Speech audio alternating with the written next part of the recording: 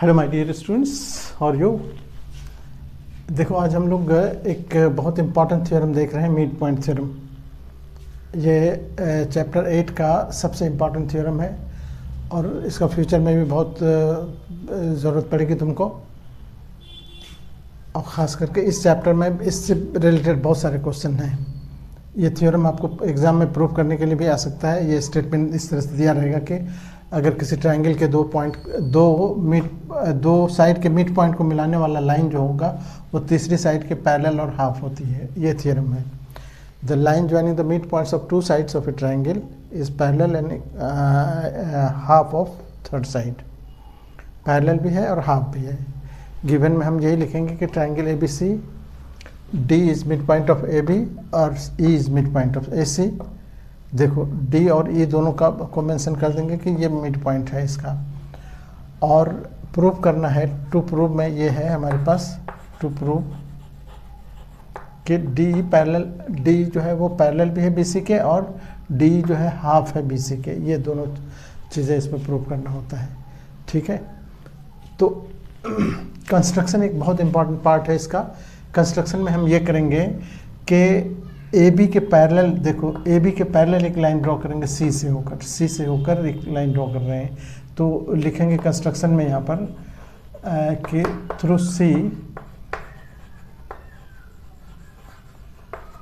C draw a line parallel to A B which intersects D। देखो D को नहीं cut कर रहा है, ये आगे कट कर रहा है, तो इसको यहाँ पर लिख देंगे produced D produced at point F। ये F पर कट कर रहा है इसको। ये बहुत इम्पॉर्टेंट है कंस्ट्रक्शन वाला पार्ट। अब हम इस दोनों ट्रायंगल को कॉन्ग्रेंट प्रूव करना चाहेंगे। ये दोनों कॉन्ग्रेंट ट्रायंगल जो बन रहा है इसको कॉन्ग्रेंट कैसे प्रूव करेंगे वो जरा देखो। अब प्रूफ में हम आते हैं। देखो इस दोनों ट्रायंगल में एक तो ये वर्टिकली अपोजिट हो गया, दोनों एंगल बराबर होगा। तो इन ट्रायंगल हम लिखेंगे, in triangle A E D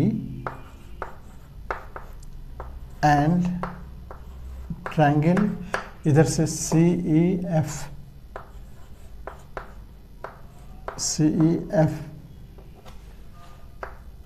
दोनों में क्या क्या है। तो एक तो एंगल ए ई डी ये बराबर है किसके, सी ई एफ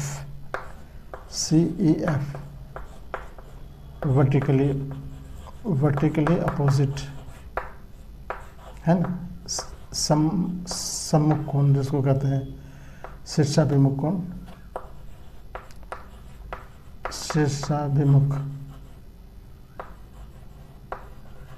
कोण। और दूसरा ये देखो, ये मिड पॉइंट दे रखा है ना, डी मिड पॉइंट है, तो इसका मतलब हो गया कि ए और इधर से बी सी दोनों बराबर है। तो इसका ए बराबर है इसके सी के, ये गिवन है।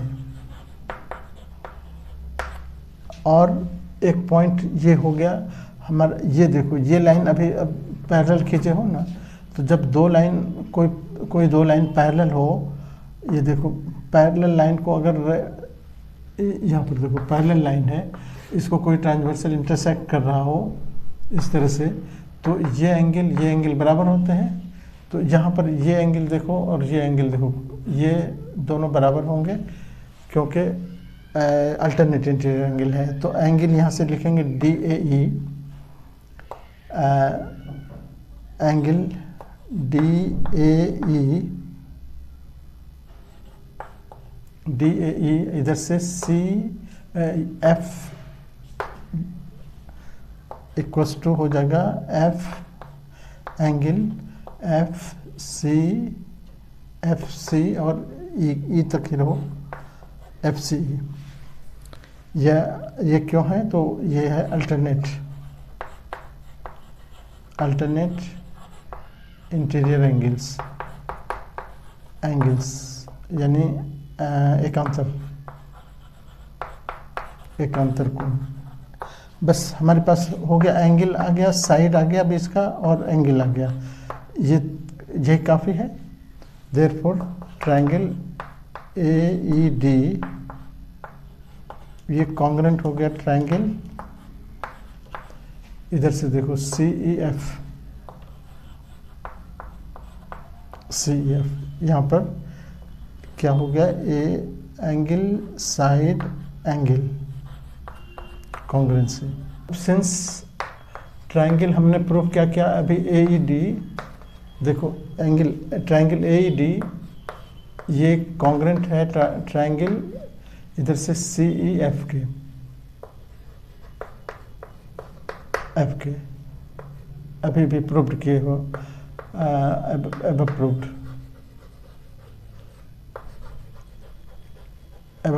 या उसके नीचे लिखते जा सकते हैं। तो इसमें अब देखो, जब ये हो गया तो अब क्या होगा, AD इसका AD देखो, इधर से AD अगर हम लेते हैं तो ये AD बराबर हो जाएगा किसके, इधर से AD लिए तो इधर से CF लेना होगा, CF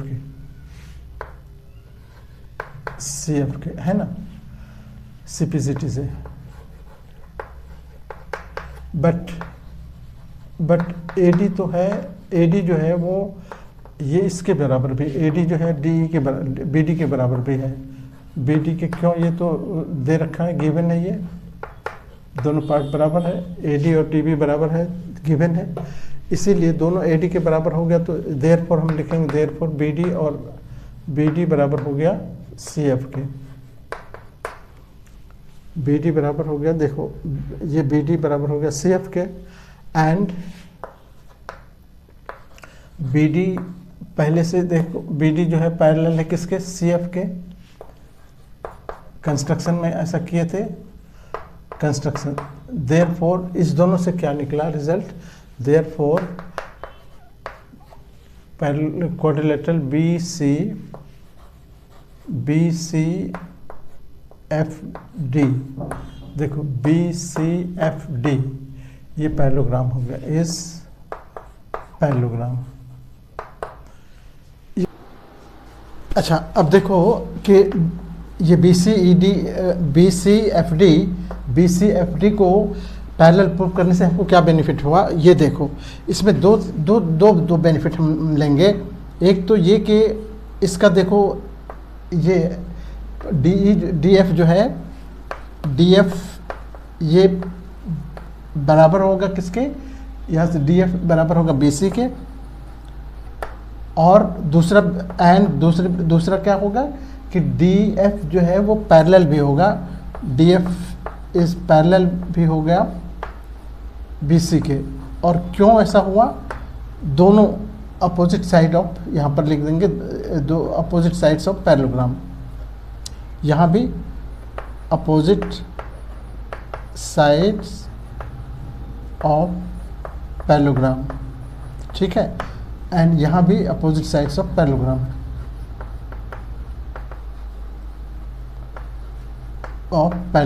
ठीक है ना। यहाँ देखो, अब BC, इसको हम क्या करेंगे, DF अगर BC के पैरेलल है तो देयरफॉर हम यहाँ से DF तक ना जाके हम DE तक रह जाएंगे, DE तक रह गए तो क्या हो गया, DE is parallel to BC। ये हमारा इक्वेशन नंबर, यहाँ पर इसको 1 कह दो, और आगे इसको आगे देखो, DF को हम अगर ब्रेक कर दें, DF को हम इस तरह से लिख सकते हैं, DE प्लस EF, देखो DE प्लस EF, और ये दोनों, ये तो हम इसको खाली ब्रेक किए तोड़े, और ये बराबर BC, तो ऐसे रहेगा BC। अब DF और EF अपने प्रूफ कर रखा है, DF और EF दोनों बराबर है वहाँ कॉन्ग्रेंसी में, तो अब हम लिख देंगे कि DF को हम रिपीट कर रहे हैं, DE प्लस DE 2 बार लिख देंगे, और ये बराबर BC। और क्यों लिखे ऐसा, तो लिखेंगे कि DE जो है वो बराबर है EF के, और ये क्यों बराबर है, तो CPCT से, ठीक है। देयरफॉर ये ये 2 ट्वाइस हो गया, ट्वाइस डी हो गया, ट्वाइस डी बराबर हो गया कितना, BC के, और डी हो गया, देयरफॉर डी बराबर हो गया 1/2 BC। ये इक्वेशन नंबर 2 हो गया। देखो फ्रॉम इक्वेशन 1 एंड 2 आप कह सकते हो कि देयरफॉर, हम यहाँ पर आगे लिख देते हैं therefore from equation 1 and 2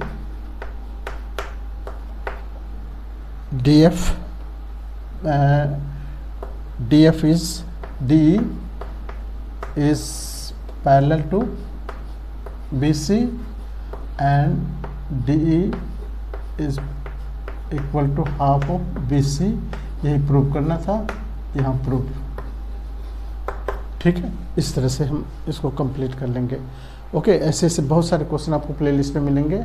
channel subscribe करोगे तो प्लेलिस्ट हमारे सामने होगा। Okay, thank you.